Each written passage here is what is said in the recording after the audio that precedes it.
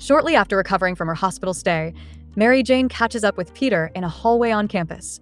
Leaning casually against the wall with effortless confidence, she playfully greets him, asking just where he's been keeping himself. Pleasantly surprised to see her, Peter notes that he'd heard that she wasn't enrolled for the semester.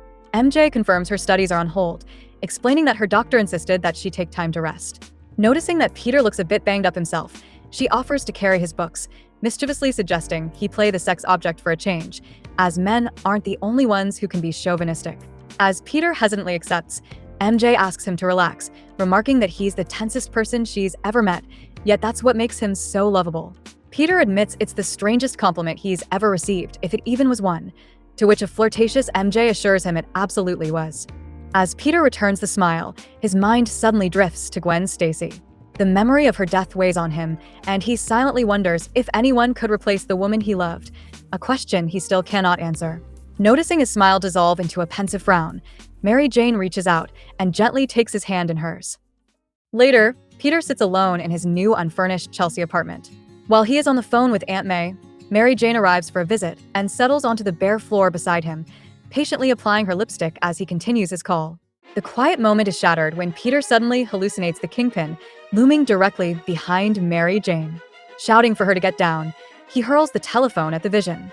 MJ ducks just in time, watching in stunned confusion after the phone crashes on the floor. Peter quickly gets back on the phone to calm his startled aunt, but once the call is over, MJ places her hand gently on him, stating that Aunt May isn't the only one worried, and begins to press about the fearful yet protective look he gave her. Their conversation is cut short by the arrival of Peter's new landlord, Mrs. Muggins, and his neighbor Glory Grant, both of whom are investigating the commotion. MJ remains silent, slightly shaking her head and smiling, as Peter clumsily explains away the noise as an accident. Once the landlord departs, Peter introduces MJ to Glory. The two women hit it off instantly, trading compliments on their unique names, and Glory invites Peter to an upcoming party before leaving. As Peter and MJ head off for the day, MJ curiously asks how long he has known Glory, though Peter admits he isn't quite sure. Shortly after, the pair arrive at the Daily Bugle. While Peter discusses business with Robertson, Betty confronts Mary Jane about her feelings for Peter, bringing up the conversation they had at the previous year's Christmas party. Mary Jane responds that she remembers it, and admits that while she was unsure about getting serious with Peter then, maybe things have changed. Then, reflecting on the incident at the apartment earlier that day, MJ shares how Peter's strange behavior frightened her. But before she can explain that it made her realize exactly how much she cares for him, Ned Leeds arrives, and the emotional gravity of the moment shifts to pure joy as he and Betty announce that they're getting married. Moved to tears, MJ warmly hugs Betty with a beaming smile. She then excitedly rushes over to Peter to share the wonderful news, and together with Robbie, they all join in the celebration. Soon, while walking Mary Jane home, Peter shares how Betty was the first girl he fell for, but with the passage of time, love changes. Just then, he catches a fleeting glimpse of a woman in the distance who looks exactly like Gwen Stacy. Startled, Peter desperately bolts after her outside, leaving Mary Jane staring after him in stunned amazement. However, when Peter doesn't see the woman outside the building, he chalks it up to another hallucination. Then, as Mary Jane catches up to a distressed Peter, he states that he must be crazy, while privately deciding to track down Mysterio. MJ worriedly admits that she has never seen him like this, and that it scares her. However, Peter abruptly departs with the excuse that he needs time alone, and while stating that he'll call her later, he leaves a deeply unsettled Mary Jane standing alone. Days later, Joe Robertson takes Peter to lunch, where he gives him an important work assignment located in France. After taking a leave from his classes, Peter heads to the airport with Mary Jane by his side. As the winter snow falls outside, the two sit closely together in the terminal until Peter's flight is finally called. Standing up, Mary Jane gently takes Peter's hands in hers and asks him to take good care of himself. Peter promises he will, if she answers one question before he leaves. Why does she always call him Tiger? In her signature teasing manner, MJ playfully reveals that she calls Peter Tiger precisely because he's not. Then, wrapping her arms around him, she pulls him close and commands, "Now come here, Tiger, and kiss me." In that moment, as they share their first intimate kiss, something profound happens. Maybe it's the moment each has been waiting for. Maybe now, when about to separate, something finally brings them together. Whatever the reason, something happens between them, and neither he nor she will ever be the same. After kissing for several long, passionate moments, they finally pull away, visibly stunned. A brief pause later, MJ can only utter a breathless wow. Placing her fingers to her lips, she asks Peter why he never told her he could kiss, adding with a look of genuine wonder, "I mean, wow." At a loss for words, Peter stumbles to respond, but the spell is broken when MJ jokingly asks if he's blushing or if it's just acne. Peter pauses, then lets out a loud, jubilant laugh. As Peter joins Robbie to board the plane, he looks back at Mary Jane one last time. He calls her name, but in his emotional state, he can only think to tell her that he'll be back. Waving goodbye, MJ yells that she'll be waiting. Then, more quietly and hesitantly, she calls him Tiger, the word now carrying a weight and meaning it never had before. A short time later, as the flight ascends into the night sky, Peter looks out the plane window, staring down at the terminal where he left MJ behind. Below, Mary Jane watches quietly from the balcony, her eyes glued to Peter's plane until it disappears. As she turns and walks away alone through the near-empty terminal, she can only utter 3 words: far freaking out. While Peter is away in France, he calls to check on Aunt May, who is preparing for a movie night with Anna Watson. After the call, the 2 neighbors discuss how delighted they are to see Peter and MJ finally together.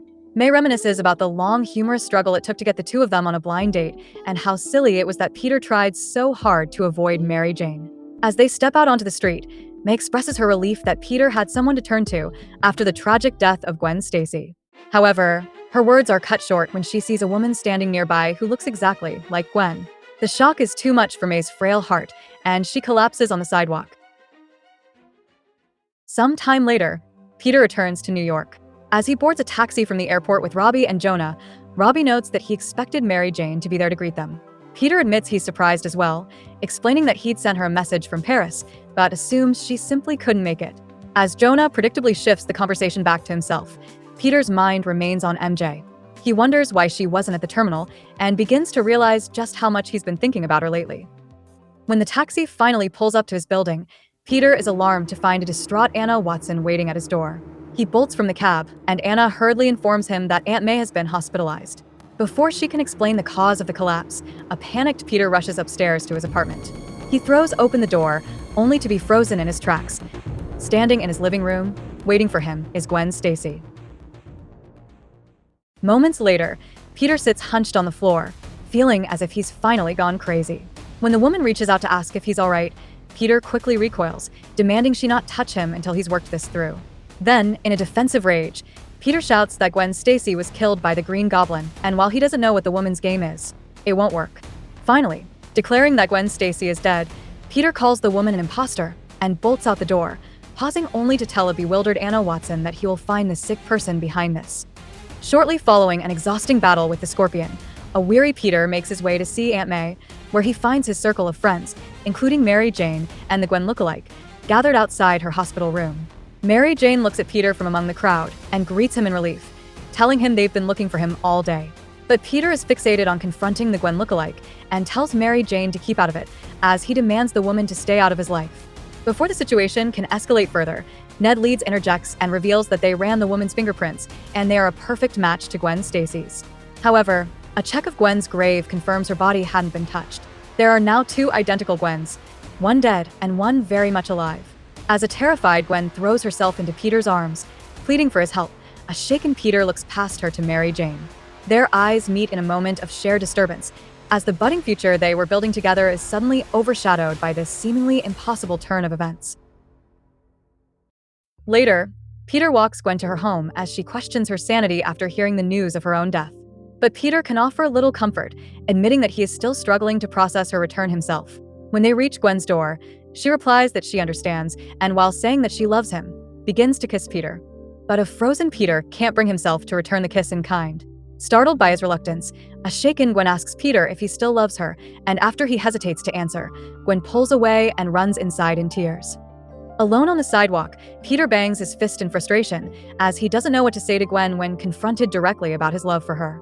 He then recites the only true answer he has. He's sorry, but he's not so sure these days, as there's another girl, someone he's grown to care for. Peter then tries to lecture himself, arguing that it's Gwen, the girl he's always loved, and by some miracle she's come back to him. But the logic fails to reach his heart. Instead of joy, he feels rotten, as if he wants to crawl under a rock and die. Then, desperate to escape the suffocating guilt of his own changing heart, Peter changes into Spider-Man, hoping a swing through the nighttime air will help him clear his head. Days later, Mary Jane holds the elevator door open for Aunt May as she bids farewell to the hospital staff. Stepping out into the lobby, MJ lends a steadying arm to May, who remarks that while it is a shame Peter couldn't be there to pick her up, it's so nice to see him and MJ together. MJ hesitates, her mind clouded by Peter's recent distance, before simply noting that her nephew has a lot on his mind these days. While Anna Watson goes to fetch the car, the two women settle into the lobby chairs. May takes the opportunity to pry a bit further, asking how she and Peter are getting along. Folding her arms, MJ frowns and bluntly replies that they aren't getting along at all. She then confesses that in the days since Gwen Stacy's return, she hasn't seen Peter once, and it's though he's forgotten she exists. When an alarmed May asks if she is serious, MJ passionately bares her heart. She explains that before Peter's trip to Paris, they had realized something about each other, something important, but the way he has acted, they might as well never have. She puts it simply, as far as Peter is concerned, she isn't even alive. Taken aback, May adopts a firm yet instructive tone. She admits she is shocked and that she never thought MJ would let herself be pushed aside by another woman, calling such a surrender disgraceful. Drawing on the memory of her late Ben, May reminds her that most people only get one true chance at love, and that she must not let it slip away. She urges MJ to cast aside her pride, calling it the worst thing in the world because it keeps people apart, exactly when they need each other most. Taking May's hands in hers, a newfound passion and drive ignites within Mary Jane. She smiles, realizing May is right. As she helps May into the waiting car, she compliments May, "You know, lady, you're pretty together." A short time later, Peter's hunt for the truth behind Gwen's return leads him to learn that the woman is actually a clone of the true Gwen Stacy, and he finds himself a prisoner of the Jackal, chained up on the George Washington Bridge, at the very site of Gwen's death. After expressing his pure hatred of the wall crawler and gloating over giving the new Gwen life, the Jackal throws Spider-Man off the bridge, plunging to his death. Peter narrowly survives the fall, but he arrives back at his apartment a half hour later in a complete stupor. Physically exhausted and mentally shattered, he barely registers his surroundings. On the steps of his building, Mary Jane waits for him eagerly, and upon seeing his slow approach, calls out, "Well, if it isn't Peter Parker, the lonely girl's friend." When Peter barely gets out a greeting, MJ further remarks in an exaggerated tone that the man remembers her name. She passionately continues that for a while, she thought he'd forgotten it, or maybe just her phone number, and then asks if Gwen Stacy has taken all his free time these days. Seeing Peter's blank, tired stare, Mary Jane folds her arms and asks if Blondie has been keeping him up late at night, and with growing impatience over his unresponsive state, tells him to come on. She's giving him a chance to defend himself. She then pauses briefly before asking if he can't think of something sweet and endearing to say. Drained of all emotional energy, Peter fumbles his keys out to unlock the door, only asking if they can talk about this some other time. The dismissal is the final straw for Mary Jane, and she firmly declares that they are talking about this now, today, this minute. Following him into the building and up the stairs, she reveals that she spoke with Aunt May, citing the older woman's advice that if you want a man, you have to fight for him. She further proclaims that she's fighting, and to consider this a declaration of war. Frustrated by Peter's glassy-eyed silence, MJ tells him to snap out of it, but then concedes that she understands that something freaky is going on with the Gwen woman. Peter can only manage to acknowledge her statement, dully remarking that it's fine. Then, as they reach Peter's door, MJ stands firmly and puts her foot down, bluntly giving the ultimatum. It's her or it's me. Either he gets himself together, or she's getting herself together and moving on. Then as Peter walks through the door on autopilot, MJ yells if he's listening to her, only to be responded to by the thump of the door as it shuts in her face. The sound of the latch clicking acts like a bucket of cold water, and Peter suddenly snaps back to reality, realizing with horror what he just did.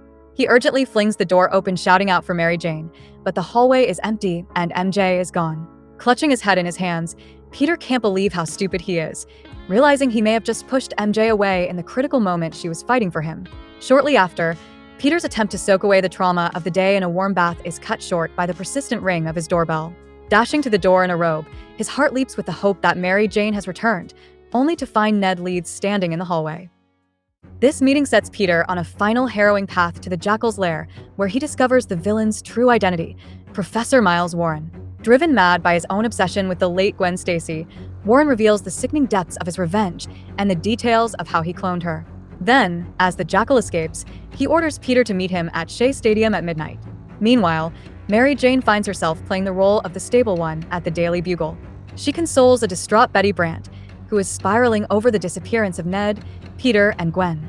Asking Betty to try to relax, MJ assures her that Peter and Ned will turn up, claiming they are like a pair of bad pennies that way. Suddenly, a man appearing to be Peter strolls into the room, blissfully unaware of the chaos, but tells everyone to calm down as he sets out to find the missing persons.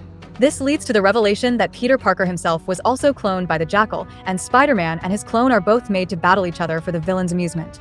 However, the battle ends in tragedy when an explosion causes the apparent demise of both the Jackal and the Peter Parker clone.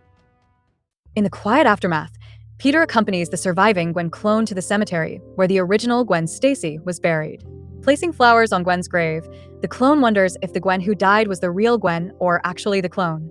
Turning to Peter, she then admits that it would be better if both of them didn't pretend they were the same people when Peter Parker loved Gwen Stacy, and vice versa. Then, saying goodbye, she orders Peter to turn away from her and not to look back as she departs for a taxi, and makes her exit out of Peter's life. While departing himself, Peter then sheds a final tear for the woman he has now lost twice.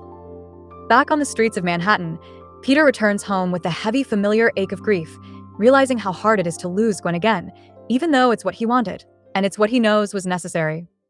But as he enters his building, his spider sense suddenly tingles, not with a warning of danger, but with a surge of hope, as he senses someone is inside his home.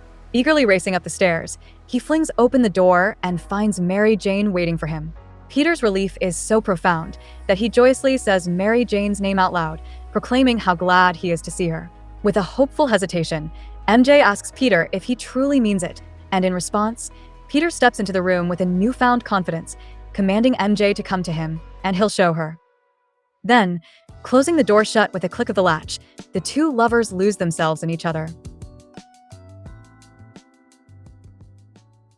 1 hour after Mary Jane returns home, Peter is left to his thoughts and a poisonous doubt begins to gnaw at his mind. How can he be sure that he is the true Peter Parker and not the clone? This sudden identity crisis drives Peter to Dr. Kurt Connor's lab. There, he learns that while a clone is a near-perfect mirror, subtle physiological and emotional differences exist. He agrees to a battery of tests, desperate for a scientific answer to his existential nightmare.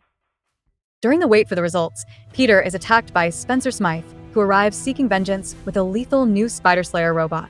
During the brutal confrontation, the machine traps Peter in a crushing steel grip. As the oxygen leaves his lungs, Peter's life does not flash before his eyes.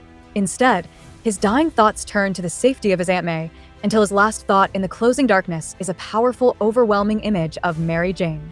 In that moment of near-death, a surge of pure emotion hits Peter like a lightning bolt, and he finally realizes that Mary Jane is the person he truly cares for. An epiphany follows. Miles Warren's clone would not have Peter's pure emotional response, and that clone's emotions were learned through Warren's own insane jealousy of when he and Gwen were in love. This leads to the profound yet undeniable truth of the matter. Warren's clone would have his emotions torn between Gwen and Mary Jane, but Peter's weren't. In his final moments, Peter's heart was not torn. It reached for Mary Jane. Now certain of the truth, Peter declares that he's the real Spider-Man. Imbued with a newfound strength, Peter breaks free from Smythe's steel grip. He then rips open the cockpit of the Spider Slayer and defeats Smythe. Minutes later, Peter returns to Dr. Connor's lab. There, he finds the envelope containing the test results, the scientific proof of his humanity, and the results he will not read. Without a word, Peter takes the papers and rips them to shreds. For in this night, in one test neither he nor Connors could foresee, through Mary Jane, Peter has already found his answer.